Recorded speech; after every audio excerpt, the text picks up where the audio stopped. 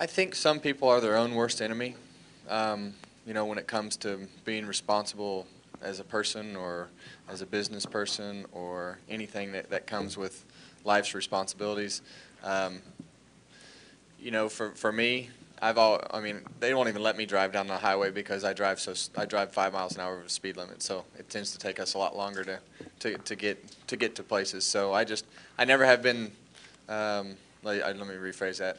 Since I've been about 16, 17 years old, I hadn't been really into driving fast down the highway or anything reckless on the road. It's just it's not really the place to do that. So, you know, it's just I don't really know how to answer that, to be honest with you, because I've never driven a vehicle 120 plus down the highway. So, you know, it puts a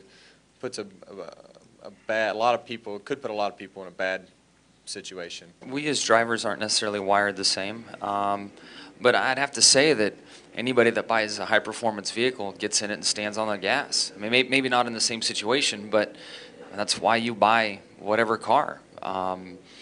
You know, I've always joked with my friends, and I have a collection of old cars so that I cruise around in them, because I've always felt if I had some, you know, exotic sports car, I would be doing stupid things, and I don't need to do that. So, you know, I drove my '49 Chevy step-side pickup truck here today, and I don't think I wrote 65 on the way up. Just kind of cruising with the windows down and enjoyed the ride. So, it's tempting, especially when we have, you know, the skill sets that we do as drivers, and you get a high-performance car, and you just want to see how it stacks up. And man, like I said, everybody that has a high-performance car stands on the throttle at some point. And I'm not trying to justify what he did, but we can all look ourselves in the mirror and know that we've wondered what it'd feel like to stand on the gas pedal.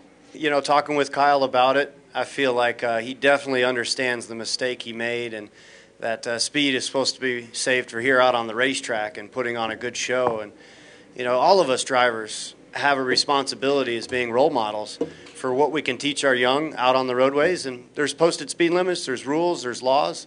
It's what we have to do. You know, and he knows he was in the wrong. And whatever comes of it, you know, he's got his court date and things will be ironed out. He'll learn from this situation and he'll be a better person. I think I was exactly 26 years old when I got to go through my big episode. And it definitely changes the way that you look at things, for sure. And there's a responsibility that all of us have.